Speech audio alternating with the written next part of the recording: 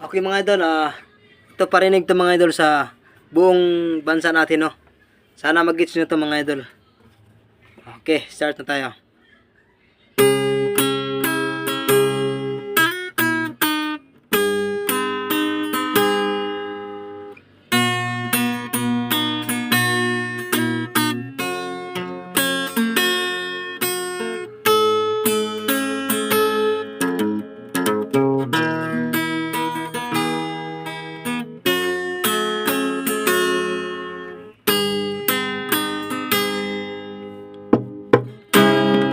Isang bugas na tag-20 ingon sa atong presidente, na-scam na taini sa atong presidente. Kaming mga pobre nagantos na gyud mi sa mga kuniyang bugas na tag-20.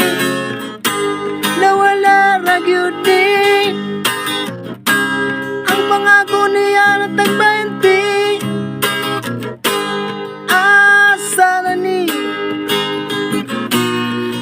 karong ni daw na sa pagka-presidente si Bongbong Marcos. Sa Mayo na eleksyon karong 2028 si Duterte na nga atong iboto sa pagka-presidente.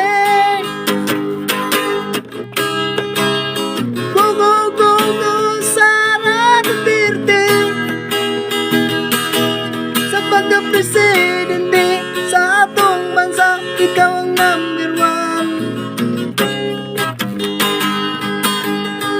sa imong performance na lidyo ang Pilipinas. Tungod kang Duterte, tungod kang Duterte, tungod kang Duterte.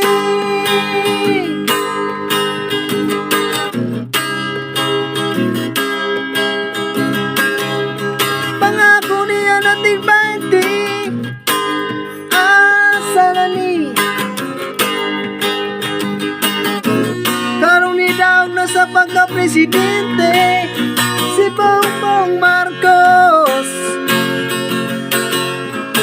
Sa Mayo na eleksyon karong 2028 si Duterte na nga atong iboto sa pagka-presidente. Go, go, go, go, Sara Duterte sa pagka-presidente sa atong bansa. Ikaw ang number 1 sa imong performance na lidyo ang Pilipinas. Tungod kang Duterte, tungod kang Duterte, tungod kang Duterte. Ayaw kalimti sa Mayo 2028 si Sara Duterte sa pagka-presidente. Number 1 sa balota para sa pagbabago. Okay mga idol, kung nag-guess nyo mga idol, pa-share sa ating komposto na ako mga idol.